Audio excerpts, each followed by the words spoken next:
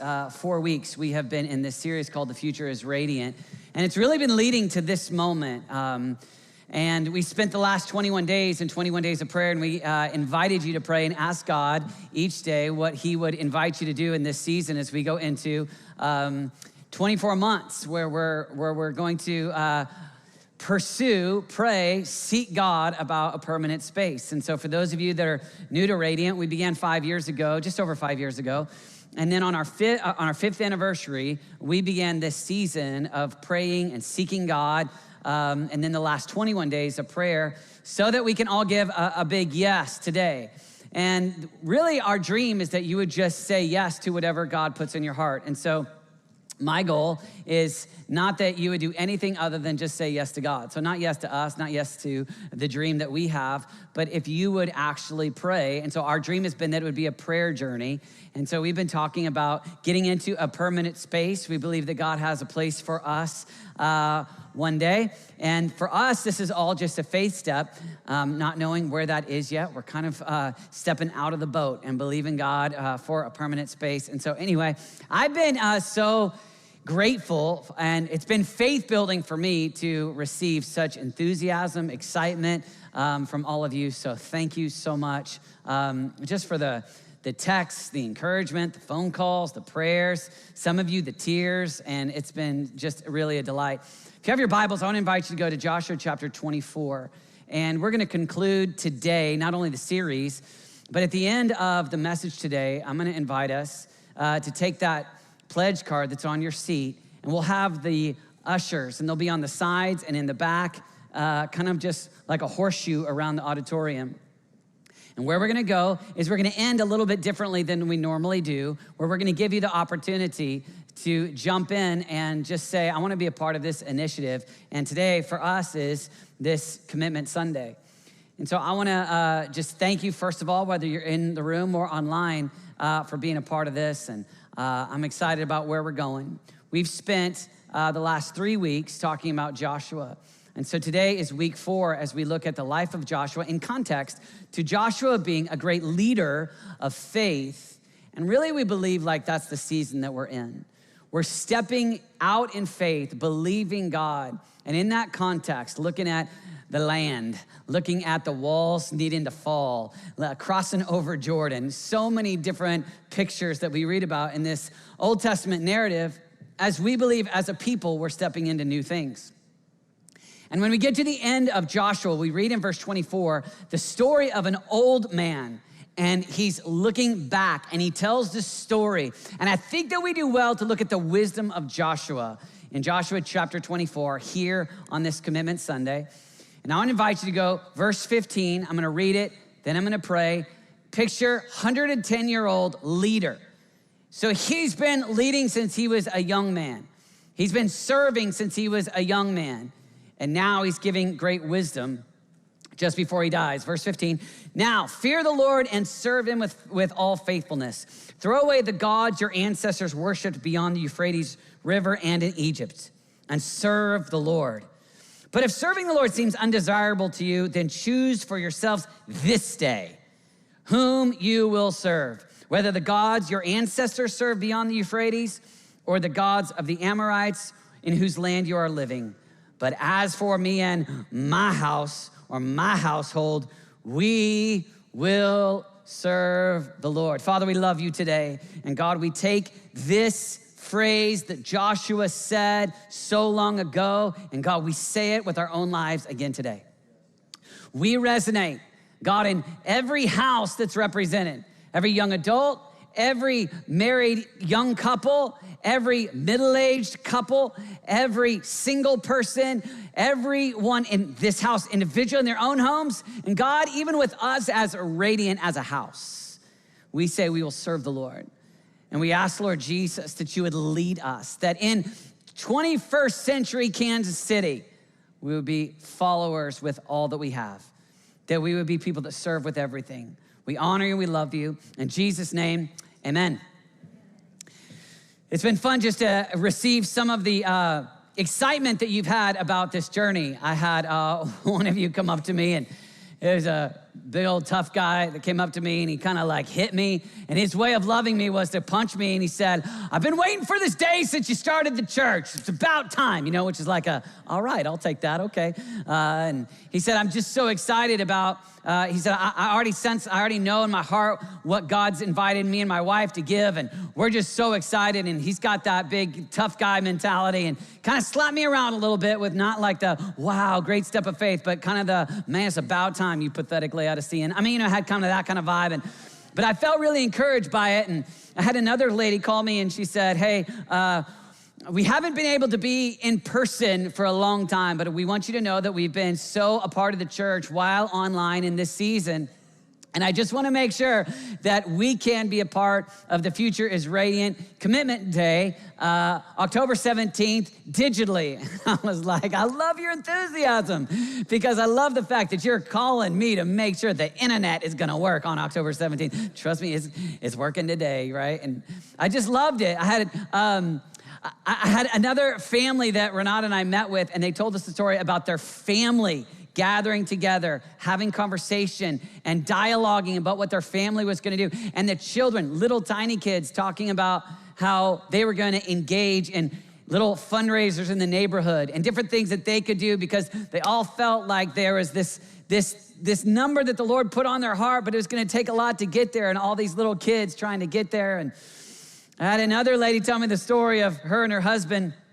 And I told you guys, I said, hey, this is between you and the Lord. So I didn't expect anybody to call me. Just, I guess I'm an extrovert. People like a party. So they've been calling me. But I had one lady say, my husband and I went and we both prayed. And then when we talked, we both had the same number. And we just felt like the Lord was just breathing. And we feel so encouraged. We both heard God. And I loved that phone call. And so I told that to Renata. And so Renata and I tried that. But we had two different numbers, so we just met in the middle. One of us is more generous than the other, and we'll never tell. But we're excited about the journey, and I think that's been one of the things that's most been exciting for me as we've been on, all of us as a church together, this process is because our dream is only that you would say yes to God, but just the enthusiasm. And I just want from the bottom of my heart, before I even move on, just to say thank you. Because in a moment like this, oftentimes there could be people that feel frustrated, but I have felt such enthusiasm and generosity and sacrifice and excitement and encouragement. And as we come to the end of this story of Joshua, I want to just look at the way that Joshua leads and gives wisdom to the people, because I think if we'll pull out some of the treasures from the text, I think it's apropos. I think it's legit. I think it'll help us for this season of our church. One of the things that old Papa Bear Joshua, old leader Joshua, old successful spy Joshua, old hang out in the tent of the Lord and serve Moses Joshua, old soldier Joshua, lived a full seeking God life Joshua, says as he gathers people around him, 110 years old, it's been about 7 years since the conquest of Jericho, and he begins to tell stories. And I find that intriguing in the text because he's a storyteller. Joshua tells the story of what God has done.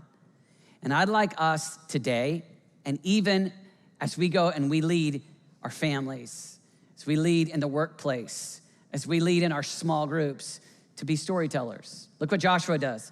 If you read this text in Joshua 24, in verse 2, he tells the story of Abraham. And he's not talking about Abraham as a hero. He's talking about God as a hero. And he's talking about Abraham being used by God. But he tells the story of Abraham in verse 2. In verse 5, still in a monologue style, he tells the story of Moses.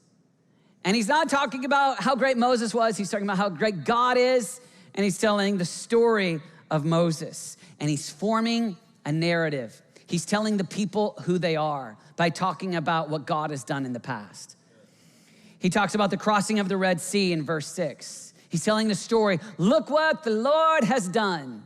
He's saying, look at who our God is. In verse 11, it's the story of the crossing over Jordan. And then he goes right into the story of the Battle of Jericho. And we might sing Joshua fought the Battle of Jericho, but Joshua's telling the story about God gave us the city. God's the main character. God is the primary person. We're just living in his world. And he's telling the story of God. He's a storyteller. I was thinking about you and I living in our culture where we have constant stories going on around us all the time. You and I have a story on the news. Here's the story of the day. You and I have stories from the past. We have constantly people living on Insta stories. Let me tell you my story. Let me tell you the story of where I work. Let me tell you the story of the product that you should buy. You should purchase this. Let me show you a commercial.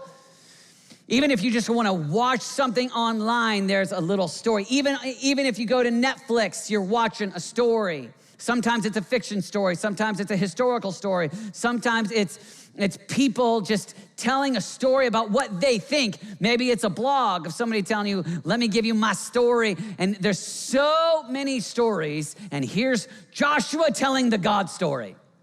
Joshua reminding the people, forming the people about what God has done. And when we look at what God has done, it helps us identify what God is currently doing. It helps us have the God story on our lips about this is what God is doing today. Oftentimes, we will live with so many other stories, but what would it look like for you and I to have the God story on our lips? What would it look like for you and I to be talking verbally right now, present tense, blogging, putting on your social media? This is the story of what God is doing. Mark Batterson, in his book, Win the Day, talks about how we all have signature stories. And he says that each one of us, even when we look at the purpose, if we want to know our destiny, we look at our design, how God made us. And a lot of times our destiny is connected to stories of how God has worked, things that God did. It could be a moment before you came to Christ, but somebody that loved you. It could be a moment, a story of your salvation. Could be a baptism story. Could be somebody that you saw Jesus in them. Could be the way that you helped another person and you so served and it started to form your life.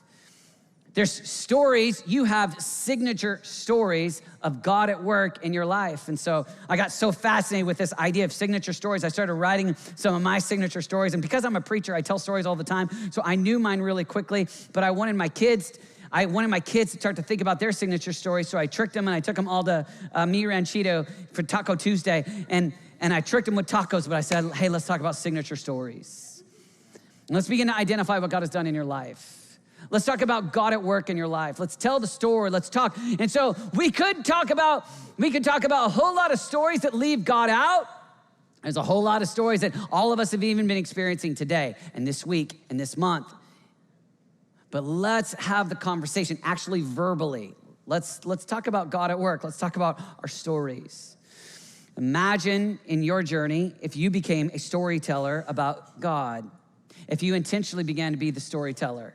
If you began to tell the story in your family, tell the story in your marriage. Look what the Lord has done. Even sometimes with your bride or your husband, when it's tense, saying, look what God has done. Maybe when it's hard with your children, hey, let's remember, let's talk about, let's look, as great as it is to go, the future is radiant, let's look back and look at the past, what God has done. Here's my story. Here's even my parents' story. Here's even some church history. And then, maybe we could even go back and we could tell Abraham's story, and we could tell Moses' story, and we could tell Joshua's story, and we could say, that same God of Abraham, Isaac, and Jacob, he is our God today too, and he's at work today. We become these storytellers. There's stories that are going on all around you. The issue is if we will tell the story of God, present day church, living in the world that we live in, or if we're mostly gonna just allow the cloud of stories of thousands, millions of other people to just fill the whole world, the airwaves, the internet, TV, conversations in the offices, in the cars, how easy just to drive down the road and just boom, let's just let somebody else tell the story. You can tell me the news, you can sing me a story. Sing a story on whatever the radio stations are. I don't know, I just know my childhood. Let's go Magic 104, 1991, what's up? I don't even know, whatever it is now. ESPN radio, there's stories. But the people of God are telling the story of God with such gratitude for God at work that we just overflow and we talk about it. And I'm inviting you, even as a discipline, saying, we're gonna tell the stories of God. We're the people that tell stories. We're storytelling people. There's a man in our church. I didn't know him when I moved here. We've become friends in the last 5 years. His business context, he always uses this phrase where he flips the narrative. Stories are being told, and mostly it's just leaving God out. It's not that people are necessarily saying, let me talk about another God. It's not that they're talking about necessarily Hinduism or Buddhism, or it's not necessarily that they're walking in and they're just saying, I'm a narcissist. I'm gonna talk about myself. You know, it's just leaving God out. And this guy in our church, he always says this same phrase. I've heard him do it. He just says, God's so cool. God is so cool, you know, and then he starts to talk about what God has done. And he flips the script. He flips the story, flips the narrative. He pulls a Joshua. Let me, in the middle of my environment where there's people that don't know God, I'm just gonna flip the conversation to talk about God at work, the story of God. And so I look at Joshua, and Joshua, the storyteller, has got God on his lips. And I think for us, we do well to just heed the wisdom of Joshua. And where I'm going is I want to tell you stories about what God has done through our church. My hope is that you become someone that talks about what God has done in you. My hope is that you be someone to talk about, look what the Lord has done in our family, or look what the Lord has done in your salvation, or in what seemed like ashes and brokenness and a broken job scenario, or a broken debt scenario, or a broken relationship. But then God was at work and God did something and he made something beautiful out of ashes. But that you've got a God story on your lips. I was recently listening to someone pray who I know their journey, and their journey is so painful to me when I think about the difficulty they've had in their life, that even just by virtue of being with them, I felt sympathetic, meaning I know their history. And so just to even be with them, I assumed we'd be talking about their pain, only to be shocked when this person looks at me and just like a bullet gives, God is faithful, God is good, God did this. And the little bit of good in the midst of some really horrible things, they're able to just talk about, and they've got a God story on their lips. This person is a representative of God working today. So you don't have to let your circumstance define if you're a God storyteller. You can fill your stories with yourself. You can fill your stories about sports. You can fill your stories about money. You can fill your stories about how horrible the world is. You can fill your stories with politics. You can fill your stories with news. You can fill your stories with clothing. You can fill your stories. But I just want to invite you to look at what happens if you become the person who just can't tell him the story. Look what the Lord has done. That's what you're searching on YouTube. That's what you're putting on your stories on social media. What happens? A radiant church, a light church, a church that is bright, where it is not just the dominant narrative about what everybody else says, it's that you're a storyteller. Joshua he's leading these people right in this moment, and he's saying, this is who our God has been. This is what he's done. This is what God does. But not only that, but then he takes this and he actually says, now you, choose you this day, tell me whom will you serve? If you're like me, you grew up as a preacher, because let nothing stand in your way. I mean, it's an old school song. But it's that, choose today. And here's what I love about that.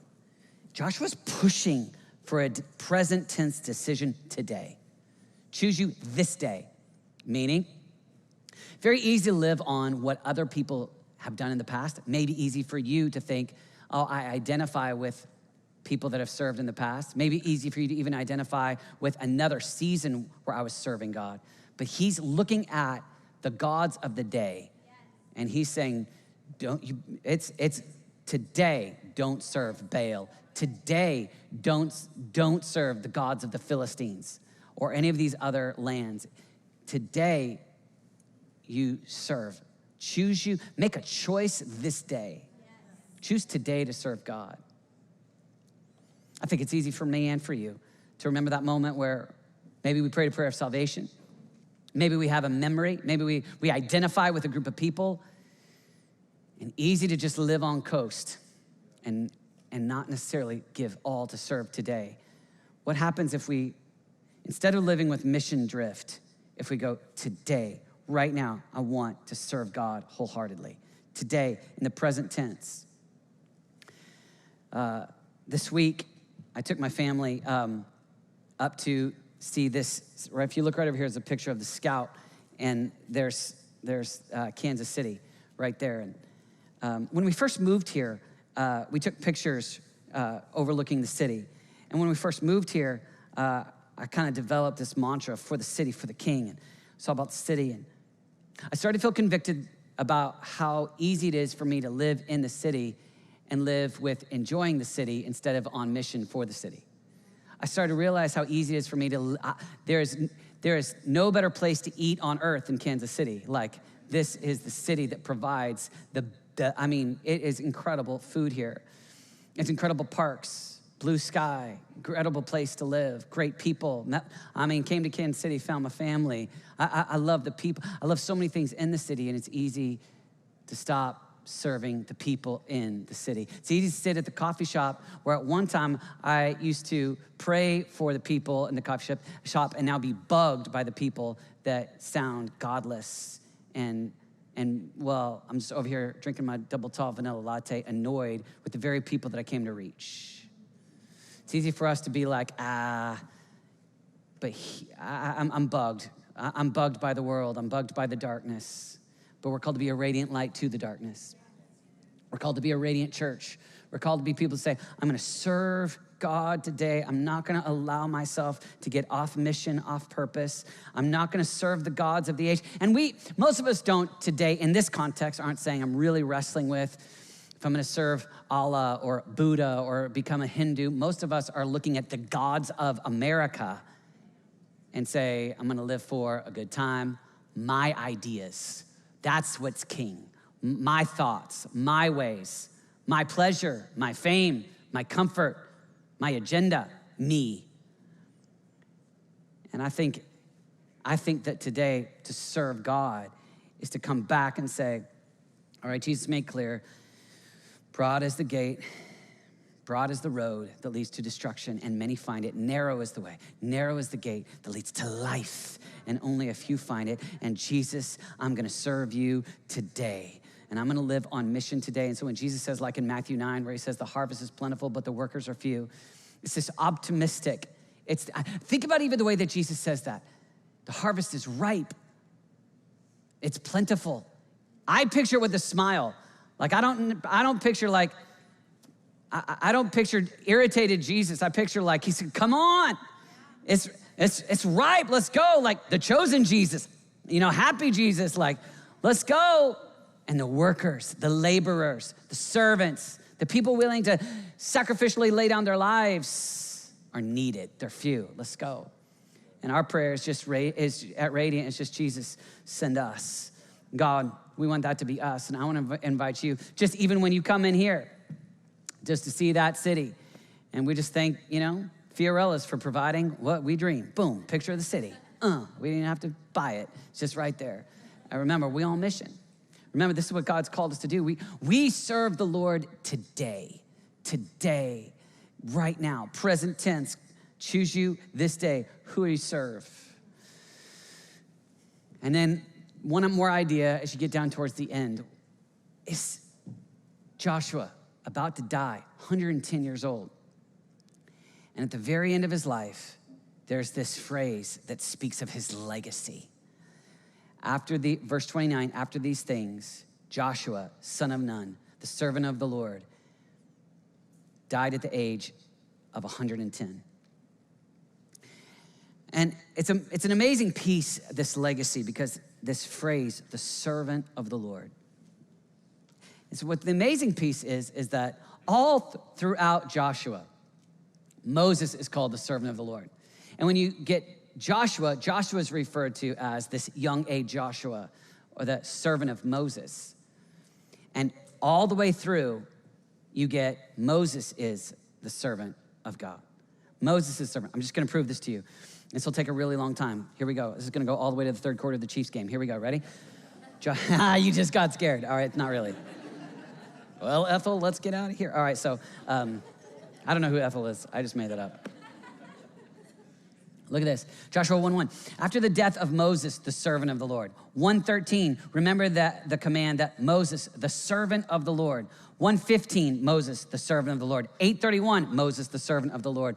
8:33, Moses, the servant of the Lord. 11:12, the servant of the Lord. Joshua 12:6, Moses, the servant of the Lord. All of them over and over again, 15 times.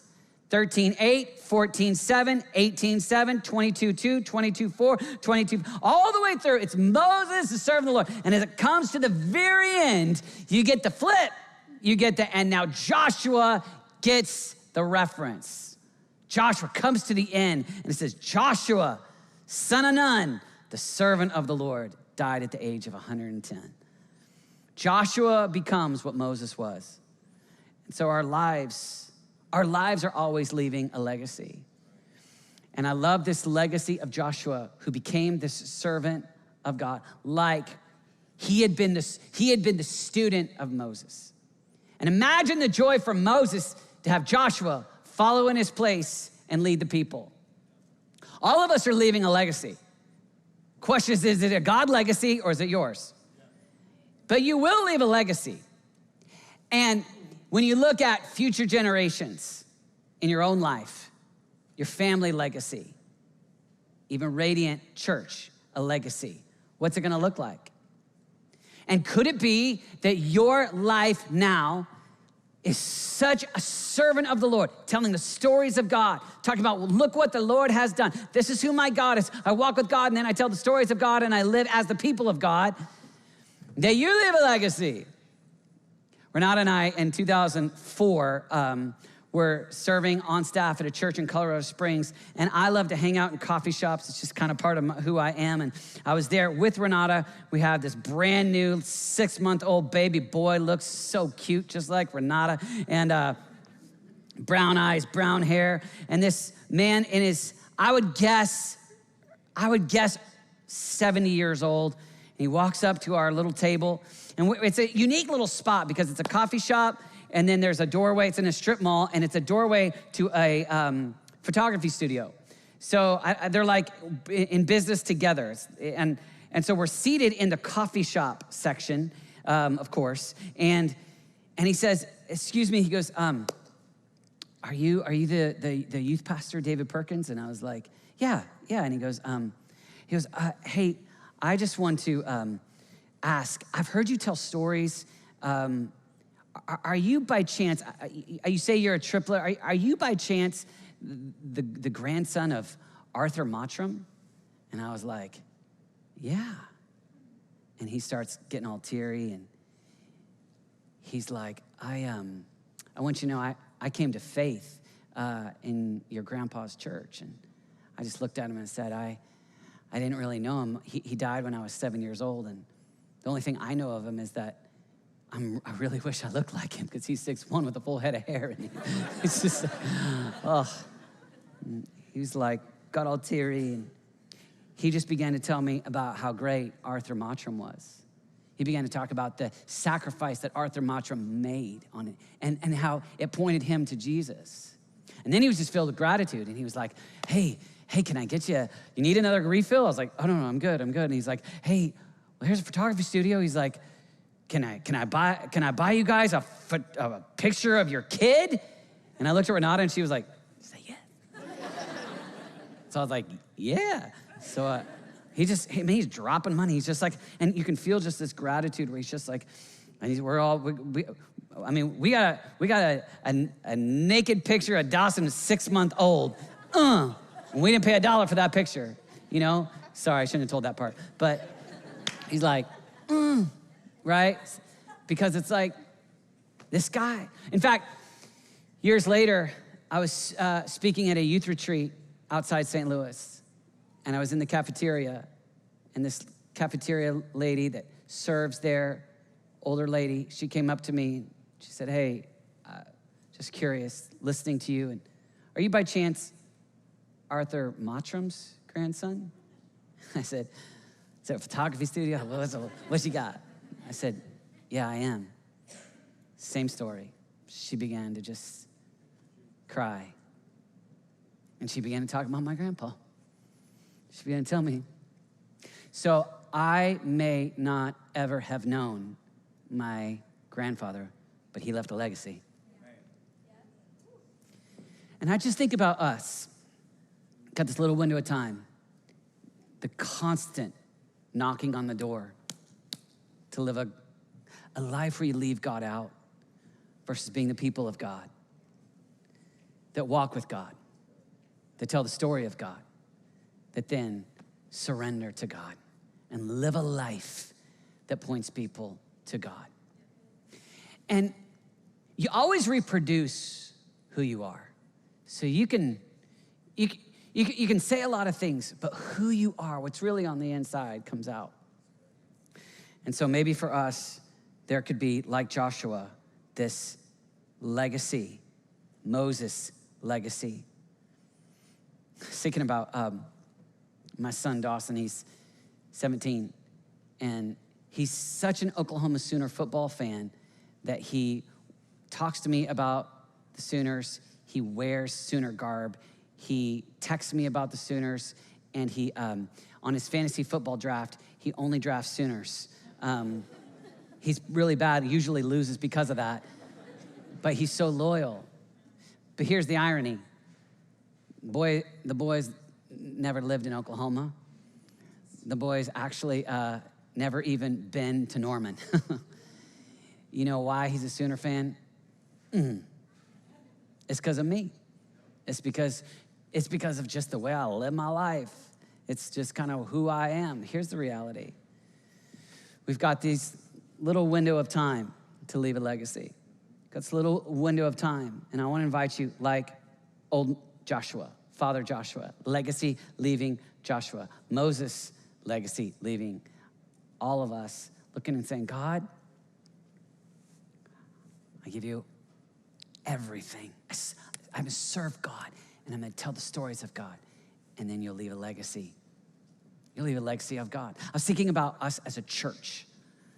What if this Joshua 24 text was true of us as a church? So we have on our lips the stories. Let me tell you the stories of God at work. So on week 1 of Radiant Church, people give their lives to Jesus, and we go, oh, God, you're good. Or we tell the radiant stories of a baptism day where we're a portable church in a middle school, and it's a snowstorm, sudden crisis. What do you do? We're used to church buildings where it's like a hot tub jacuzzi, so it's just kind of nice and enjoyable. But we've got a blizzard and we're outside.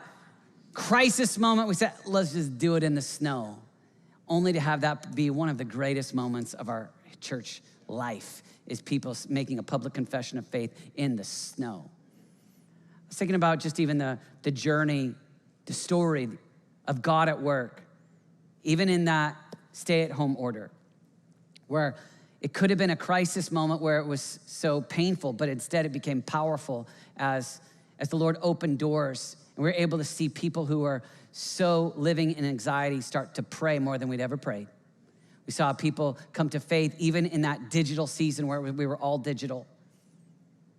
Even the way that the Lord provided this space that we're in right now, it was right on the heels. It's an amazing story of how God provided. The way that God has provided space for us to lead thousands of young people.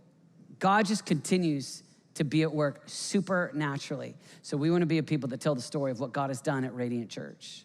Look what the Lord has done.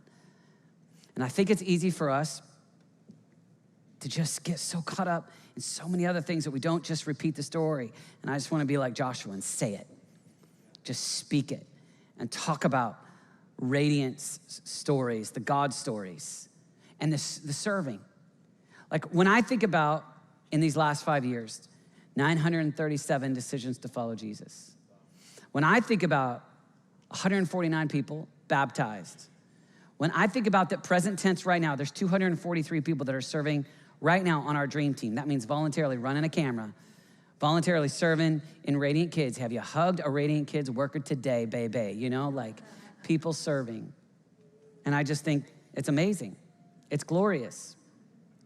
When I think about the way that right now we're saying, today, I'm gonna choose today and serve God. And there's such a beautiful story of Radiant Church serving in the present tense. Everything that we're trying to do with touching the city and touching the nations, and touching the next generation, God at work. And I think it's easy for us to just forget. And you know that old hymn, David Crowder redid it. but it's my heart is prone to wander, prone to leave the one I love. Here's my heart, Lord. You can have it. That's where I want us to get. I want us to go where I'm prone to wander, but I'm gonna come back and choose today to serve. I'm gonna choose, and I'm gonna tell the stories of God in my life. I'm gonna tell the stories of God in my family. I'm gonna tell the stories of God in my small group. I'm gonna flip the script, tell the stories of God where I work, at the university where I attend. And I'm gonna serve. God, you can have it all. God, I'm prone to wander, prone to leave the God I love. God, today, I choose you this day. I'll have no other gods, only you. And we live that kind of life, and then you get like the legacy. I was thinking about we as a church as we go into this initiative, The Future is Radiant, and what our legacy could be. And I went back and just looked at some of the history of Kansas City and some of the churches in Kansas City. Holmes Road, right over here, actually comes from Robert and Mary Ann Holmes, who in 1855 helped establish, they were church planters, what's up now, with the First Baptist Church and then you get a road. I mean, it's kind of cool. It's kind of like, there's a little legacy. I didn't know what Holmes was. I would have never, no clue. But there's a little bit of legacy there. With this whole idea of Shawnee Mission. It's actually Methodist missionaries that came to reach the Shawnee people. How amazing that we've got even that language. It's missionaries. It's people on mission. What would happen if we were radiant missionaries? I mean, missionaries for Jesus. And who knows what God could do a couple generations from now? Yeah. Who knows that they might look back and say, hey, is your grandpa Will Riddle? Right?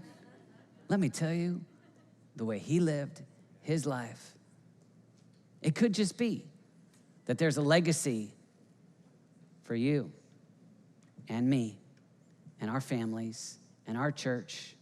I don't know that there'll be a Radiant Boulevard. I kind of like that idea of a radiant fountain. Kind of fits Kansas City, you know, like leave a little legacy that points people back to Jesus. Who knows?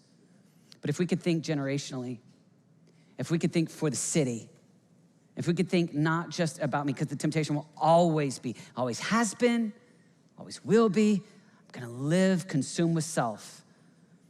Yet the Godward way is I'm in love with God and I pour myself out for the sake of others. I live a life on mission. I live a life where I care. And don't take it for granted. Don't just think I'm gonna live for me and let the chips fall where they fall. When we look at what Nathan quoted a moment ago about how in the United States, you have 4,000 churches whose doors shut every year and only 3,000 new churches. Listen, we have a big role to play in our generation, in our city. Look at this. Judges chapter 2, you just go 2 chapters later, and it says this, verse 6, let's take just a second, but just listen. After Joshua had dismissed the Israelites, they went to take possession of the land, each of their own inheritance. The people served the Lord throughout the lifetime of Joshua and of the elders who outlived him. So the people, they followed God in the lifetime of Joshua and the elders who outlived Joshua. So the people the elders in the life of Joshua, and who had seen all the great things the Lord had done for Israel. That's how I feel right now. You see, I've seen God at work. I saw God start a church supernaturally. I saw God see people become disciples from the first day. I've watched heartfelt disciples want to be baptized in snow. I've seen the works of God. Joshua, son of Nun, the servant of the Lord, died at the age of 110. And then they buried him in the land of his inheritance at Timoth Heres in the hill country of Ephraim, north of Mount Gash. After that whole generation had been gathered to their ancestors or had died, another generation grew up who knew neither the Lord nor what he had done for Israel. A whole generation. Then the Israelites did evil in the eyes of the Lord and served the Baals. They forsook the Lord, the God of their ancestors, who had brought them out of Egypt. They followed and worshiped various gods of the peoples around them. They aroused the Lord's anger because they forsook him and served Baal and the Ashtaroths. Just one generation away, and the people of God neither know him or know what he's done. One generation. So in the life consumed with self, in the life consumed with me, flip that script. Go the other way and go, look, I'm gonna tell the story of what God has done.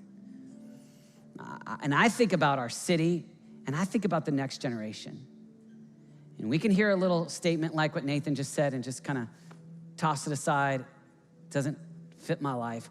Or we think about us being a faithful witness of Jesus in our generation, taking the good news of the gospel to our city, leaving a legacy so that the generations to come